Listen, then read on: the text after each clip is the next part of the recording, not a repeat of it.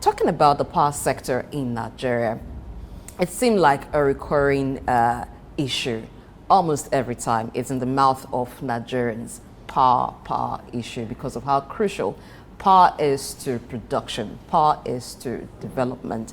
Now, the EU, the European Union, is investing 37 million euros in the renewable energy sector in Nigeria. Now, it plans to do that in two key areas, which is hydropower, solar power, and then rural electrification. This is not the first time that the EU will provide support for energy sector in Nigeria. Sometime in 2008, it did give a grant of 200 million euros also for that purpose. Let's begin from what was given before. Now, let's take an assessment of the power sector, even the renewable energy sector. What do you think that grant meant? Do you think it has led to some improvement? Let's begin from there before we talk about the investment coming in. Well, we always say thank you to somebody who give you gift, since it's a grant and you are not expected to pay back. And I think that's some quantum of money that is being given to us. We say thank you to the European Union for being magnanimous. And in the words of Abiola, it's part of the reparation of all the exploitation that has been done on the continent. And when they are giving us, we don't see it as free gift. We just see it as payback because they are taking so much from us. And then, of course, there's also a need to contribute to that society that has been laying the golden egg. That's how I see the grant. But that said, for me, it's to look at it the way we approach problem solving. We seem not to be very scientific about problem solving, and this is a problem in the whole of Africa states where people are thinking that once you have a problem, all you need is money. But if in this problem of generating power, money is not the solution, what then would be the solution? Take, for instance, renewable energy. It's expensive to run. You see, thinking is a starting point for every form of investment. People must have idea crystallized. And then you know what money is meant for. Where do I need to use money? What do I need to buy before you are putting money? So you see, this idea, which of course is very odd to me, where we think as black people, so we feel that once we have money, we will solve problem. Problem does not start, the solution to problem does not start with having money. The problem is, first of all, understanding the dynamics of the problem, and then put an adequate plan on the ground and say, this is what we are going to do. Now, take, for example, EU are giving you 37 million euro as a grant, and say, okay, so where are we going to throw it into? What are we buying? Is it solar panel? Is it battery? What exactly have we done in that sector that this money will be applied to? So what this means is that the money comes into the hand, they don't know what to do with it. The people who are in the energy sector either use it to do training or use it to do all frivolous things. And this is why since 1896, we have not been able to solve the power sector problem in Nigeria, because the first plant of power was established in Nigeria in 1896.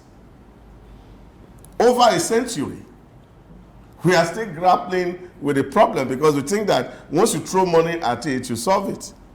Today we are talking about the Mabila project, $6 billion US, gone. Now we are chasing after the wind. After how many years? Over.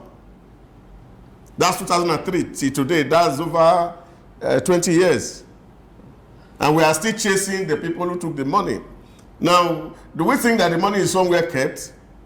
This money would have been spent doing parties, all frivolous expenses, and it's gone. Even if you jail this man, he's not going to bring back the money as it were.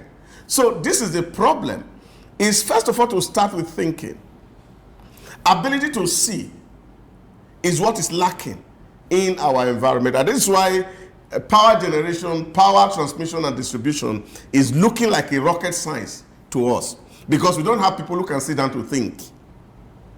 Every time you have engagement with some of these people and they tell you, so, oh, we have a vision. Look at what the visions are. How does it connect with their mission? How does it connect with the objectives? What are the action plans that are tied to each of these objectives that we want to achieve? You don't see those on the ground. They are not written down. We are just wishful thinkers. All right, let's look at hydropower generation. That isn't new because even the power that comes from the national grid is generated through that means. So you've talked about if the money comes, what should it go to? Should it go to training? Should it go to maybe if it's solar energy, buying batteries? But hydropower, what seems to be the challenge? Generating enough megawatts to power the country. If we already have a national grid and then an investment of 37 million euros is coming in, what should be the focus for hydropower? You see, because we have been micromanaging the situation, we don't have a broad vision on developing the power sector in Nigeria. So you are chasing symptoms and not looking at the root cause of the problem. By estimation today, and given our population of over 200 million people, Nigeria need an average energy delivery of about 30,000 megawatts. And your installed capacity is about 12,000 megawatts. So that might tell you that there's a deficit that you cannot meet. Now, what is the program that we have in place to say to us, by incremental basis, every year we are going to add 1,000 megawatts, and this is what we are going to do, this is what we are going to do, and this is how much is required? Where is that plan? It's not in anywhere to be found in Nigeria. This is a problem. So it's not, for me, money is not the issue. It's the ability for people who are within that sector to sit down to think. And that was why we thought that, oh, it's because civil servants were abusing it, that maybe if you change the name from Nigeria Electricity Supply Commission to NEMPA to PHCN, and now you are dancing disco, and there's no music. This is the problem. There's been lots of change of name for the past. But because I know some problem, and this is because we don't think deeply. We don't think deeply. And somebody just wake up in the morning and say, oh, I'm going to give Nigeria electricity. And you don't tell us how. So what will inspire that thinking? Is some training needed? Well, I think some training is needed. Really, because of course it's the ability of people to be able to envision some strategic issues and then you can deal with it. Just yesterday evening we were also looking at the issues in South Africa. Of course, you have a power built by the white people now given to the black to manage, and they cannot manage it. So this is a problem with the black man, and I think it's the ability. So that's what I'm talking about, thinking. Because our problem is really not money, it's the ability to think. For people who are panicking over issues. What are we talking about? We're talking about pricing of electricity. And you have not even told us what these pricings in it are. You're talking about, oh, our ability to get gas, and these are the real issues. And we're having over 172 million metric tons of gas under our soil. So what exactly are we asking nature to give to us that he has not given? He has given us sun for free. He has given us body of water for free that nations don't have. It has given us wind for free. What do we need? We have coal. What exactly are we looking for? We are having nations in Africa who are importing electricity, and they're self-sufficient. But here, mediocrity is what the problem is. And you put the wrong people to drive a right process, and you are expecting that results should come. In Albert Einstein words, that's the definition of insanity. And that is what we have been doing over the years in this sector. Haven't tried power generation through the public sector and then even privatizing it, but not totally privatized. Now, if investment is coming in, do you think it should go directly to the private sector? Because when we look at solar energy, most of the solar energy that people use now are being provided by private companies and individuals who have put together the technology and then they sell it. Should the private sector be empowered more? Well, I don't think there's any need to empower private sector. Why will you empower private sector who is a profit maker? The man needs to invest his money. But if the aim is to make energy available to all, should it come in, as some form of maybe loan, but at a rate that is easy for them, so that the cost at the end of the day is easy for everyone to access? No. You see, it's not about cost, so to speak, and it's also not about investment, so to speak. It's about the regulators who create the right enabling environment for some certain things to happen. And that's all. So investors bring their money because they know that there's a market here and that people are willing to pay. Even the Nigerian Electricity Regulation Commission puts it that annually Nigeria spends up to about 5 trillion privately generating energy in the use of generators. So if we can expend that much in as private individuals, driving our small businesses, driving our factories, driving our household, people who are trying as much as possible to ensure that the things they keep in their fridges are not spoiling. And we are spending this huge amount of money. So why can't we pay for electricity if it's available? This is the question. So it's not a question of people not having the ability to pay. It's that we are having a challenge, which of course is also complicated by the government in power. Why? Because you have a system where you have an investment and you are making budget for energy every year, and yet you are owing energy that you consume. Should we go there? So this is the real issue, because you see, this is where the challenge lies. Because if you don't create that infrastructure where people who put money in the business are able to recoup their investment, nobody will put money in that place, and that is what the problem is. So there are a lot of people who are willing to put money in this sector, but the malfeasance in the sector will not allow these people to come in. So what government need to do is to demonstrate good faith that yes, we are ready and we are as transparent as possible. And all the people who are within the politics and within the civil service who are, of course, taking advantage of this darkness are punished unjustly. This is the issue. Now, you say you put money on electricity. The people from the National Assembly are coming and they are asking their court. The civil servants are taking the advantage to take their own. And then nobody said they don't know this. They do know. So this is a problem. Well, in the name of oversight, and then the money that is supposed to be made to build capital projects is shared among the political elites. This is the issue in the industry, and this has what been the problem all since independence, and that's why we don't have electricity. So if people understand this need, what should leaders do? Think outside of the box. All right, in thinking outside of the box, we've all Nigerian has always hoped for foreign direct investment. So now that investment is coming into the renewable energy sector. Now, for solar power, I do not know if there exists some solar power that is from the national grid or goes directly from the discos. It all is all privately done. So as this money comes for solar power, and they're also looking at rural electrification, do you still think that it will not be better for private companies to handle this? How is it going to happen? The provision or the investment in solar power, how do you subscribe that, or how do you recommend that it should be done so that the problem of energy failure becomes a thing of the past, or at least is reduced? You see, Blessing, we're all Nigerians and we're all here, and we understand the way things work.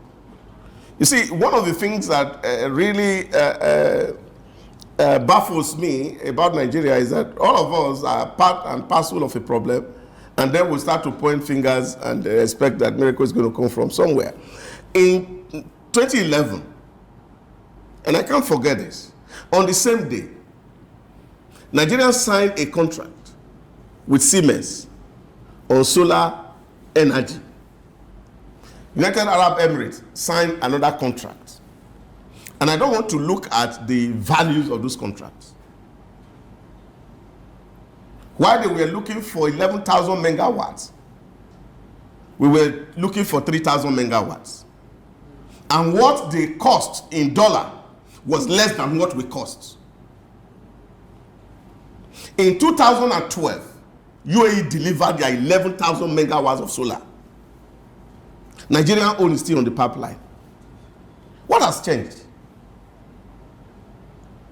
That we give you the kind of a belief or confidence that when you put in more money, that money will produce results. Because the elephant in the room has not been taken away. Since 2012 to 2024, we have been trying to separate goat from yam, and it's not possible. So which is the goat in this case? And yeah, but that's what our president told us, that all the government was trying to do was to see how to remove the goat from the yam, because goat and yam are put in the same house, in the same room. So this is a problem, and this is what we need to deal with, so that we can allow the yam to remain in its room and goat can remain in their room. So until that is done, all these things that you see that is coming in cannot yield results. It cannot. I'm not just a prophet of doom. I'm not just telling you the reality. And I keep saying these issues because by experience and also by trade, I have seen that, you see, there's a kind of a life that we're all living over the years. I remember some years ago, we were talking and somebody said to me, and said, oh, wow, Nigeria is about to hit it. And I said, how? I said, because, you know, they wrote an agreement, they call it the Abu Dhabi Accord, and then it was a program that would transform Nigeria from being where we are to becoming the 5th economy in the world in 5 years, 2009. So which means by 2015, Nigeria would have been among the first 5 economies in the world if that plan was put in place. That plan is in Souq Rock. Who has implemented it? Who talked about it? Where's your Rosary report? It's in Souq Rock. Who is using it? How many committees have we set? So this is the issue. That those who are currently benefiting from the system will not allow the system to work because it paid them more. Even in the Renewed Hope manifesto, the president told us that he's going to stop estimated billing and not metering of houses. Now we are 8 months into the regime. Has to find a policy option to even implement the law that is already there. Because there's already an executive order that was signed by Fashola while he was the Minister of Power, that no meter, no collection. The mass metering program. Look at the money that is going into rural electrification. Every year in our budget, you can just check this year's budget. Check last year's budget and see how much it does. So this is the issue. So it's not a rocket science. It's just the fact that there are some people who are entrenched within the system and they don't want, you see, they like they say in the scriptures, men love darkness more than light because their deeds are evil. All right, talking about the Rural Electrification Project, the Rural Electrification Agency, REA, in partnership with Ernst & Young, have completed arrangements to organize workshop to dissect ways and means for improved energy access through collaboration. You see what I'm saying to you? Yeah. You see what I'm saying to you? So this is what it is. So as money comes into this place, you see how we spend it. So it doesn't go into buying pole. It will not go into buying wire. It will not go into buying meter. It will not go into buying transformer. We'll see where the money will go to. All right. In looking at where money should go to or where money is going to, these sources of renewable energy or these types of renewable energy that we've been exploring, do you think they're too expensive? Talking about solar, of course the sun is there, but you would need the batteries to power them. Hydropower, the water is there, but the generation companies will talk about gas and all to power. But we have coal and we have wind. and other sources? Should we begin to explore coal, for instance? You see, I love the argument of Mr. President while the campaign was going on of looking at our peculiarities and our poverty and see you use what you have to solve your problem at the moment. Nobody forbids coal. Even Germany recently, during the Ukrainian-Russia crisis, has resorted back to coal to be able to supply energy to its populace. Because you prioritize your people over and above what people are thinking. And that was why I remember in the Chatham House conversation, and he said, okay, and the president said, well, you give us the money or allow us to use our coal so that at least we get somewhere. Because if you don't want us to use coal, give us the money to build the renewable. And if you are not willing to give us the money to build the renewable, allow us to use what we have.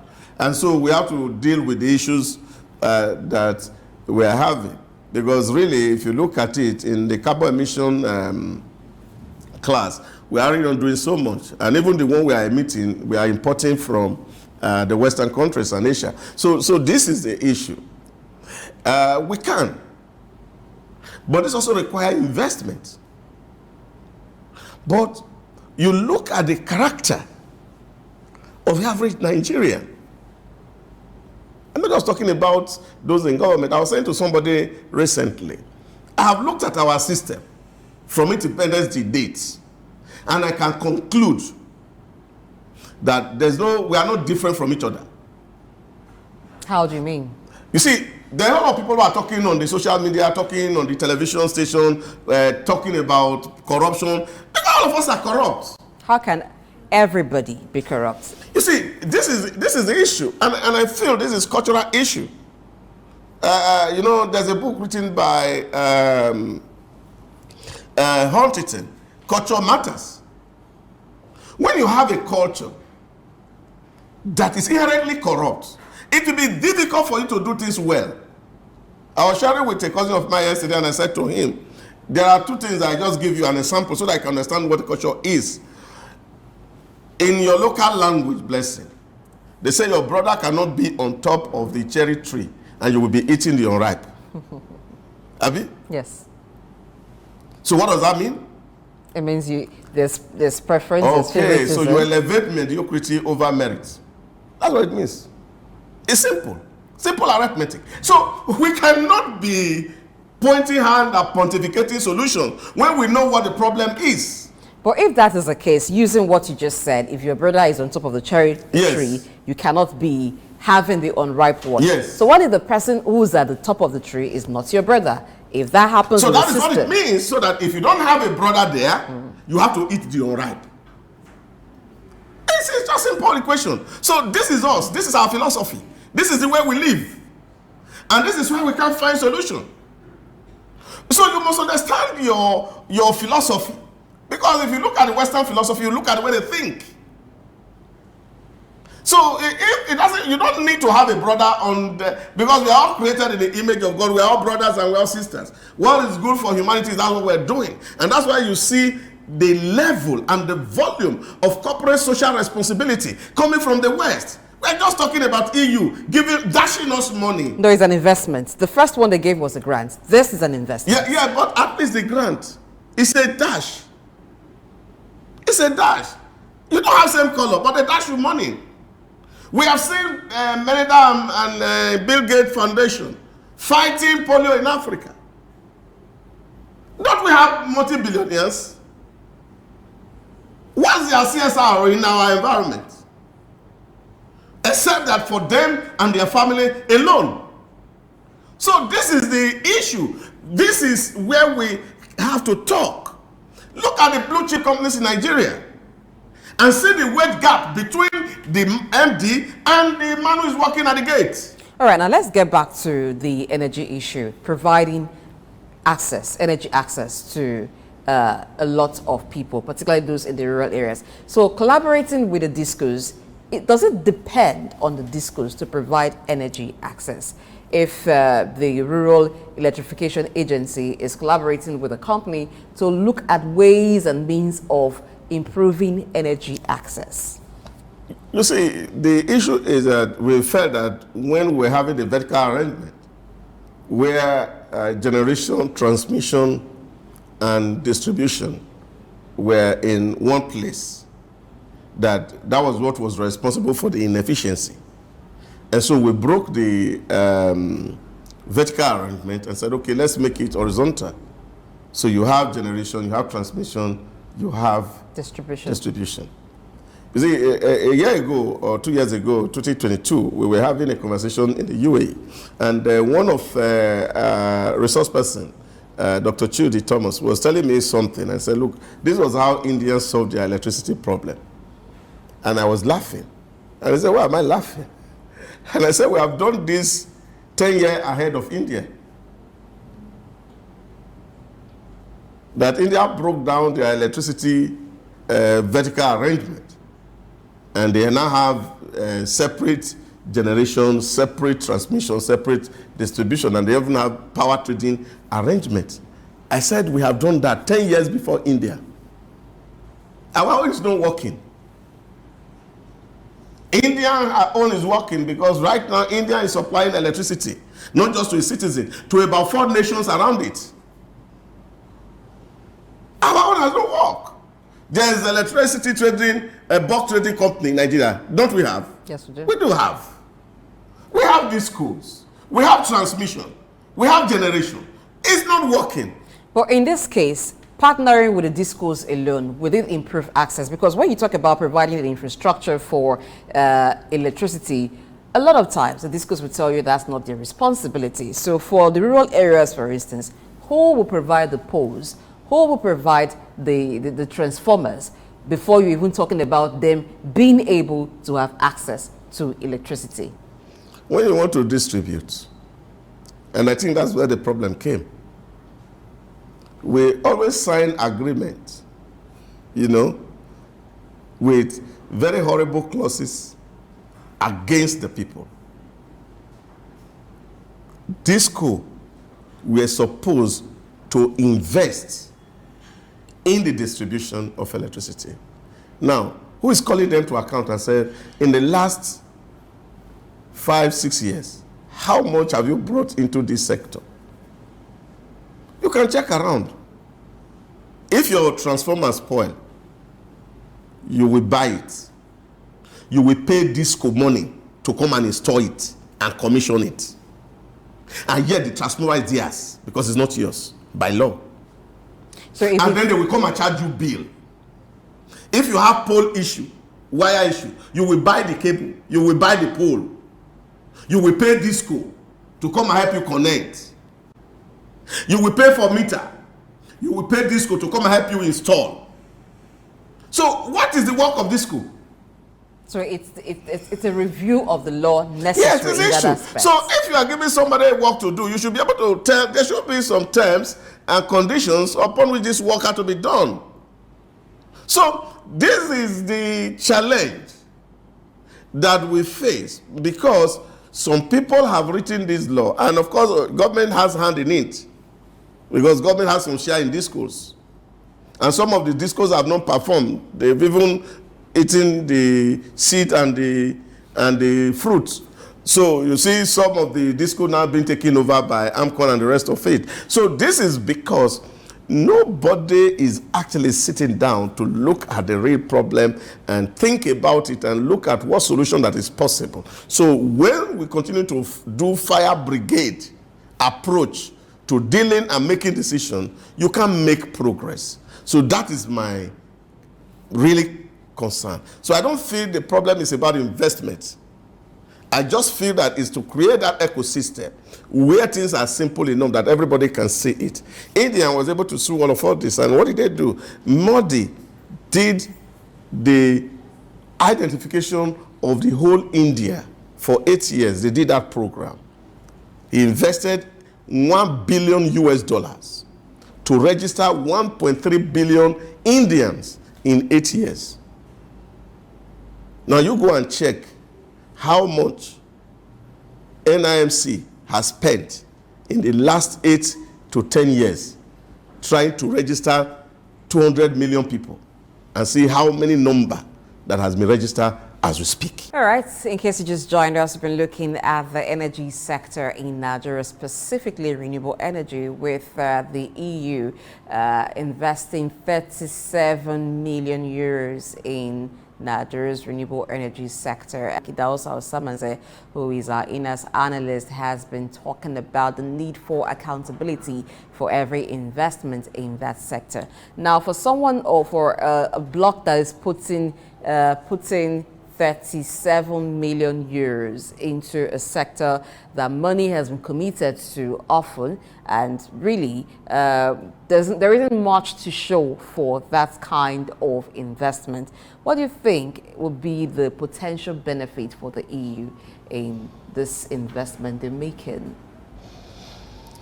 Well, I think the EU and the Bretton Woods institutions over the years have tried their best. It's really helping us to see how we can get our things right. But I think the problem, like I said, is more with us as a people. Now, whoever is receiving this money, it could be private companies that this money is coming to, because it's not coming to government, because it's an investment. Now, this money enters into the private hand. Now, who is going to determine how that money will be spent? It's just like you go to commercial bank and take a loan. You write out a very beautiful proposal, what you want to use the loan to do. And then they give you the money. And you decide to go and do holiday in Hawaii. Yes, the plan is there that, oh, I want to build a factory, and that factory, I'll put a condition on top of the roof, all of that, and oh, this is beautiful, this can bring money. And then they give you money. And that money, you use it to do so many things. Because this is not the first time we are seeing this. And this is why I'm talking about the value system of our people, which need to really change.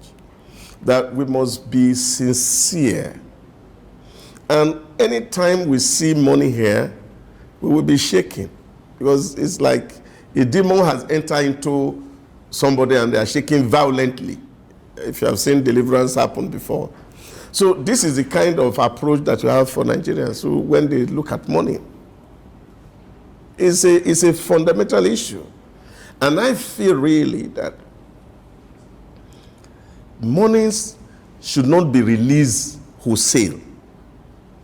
Okay, maybe in trenches at very specific milestones. Okay. We want to buy 20,000 poles. 20,000 poles is going to cost $1 million US. Then EU give them 1 million, pay $1 million US to the company producing the pole. And when all the 20 poles are delivered, then we can do the next phase. In this case, that is renewable energy, do you think the investment will open doors for European companies to provide renewable energy for Nigeria? Yeah, that is the real challenge. If, of course, you align that the European companies themselves to come cite these projects, initiate it, and supervise it, they will deliver value. But as long as you are going to give it to a Nigerian company, because of the patronage system which we run, the rent-seeking character of the public officers, we will use some of this money to buy our road to nowhere. Well, let's hope that it ends up being a valuable investment, that the right persons or the right companies handle this investment, and at the end of the day, it's improved power supply for all Nigeria, so it will improve production. Thank you very much, Idahosa Osamhanze, for being with us on the show today. My pleasure, always here. Early exchange shaping policy, advancing development.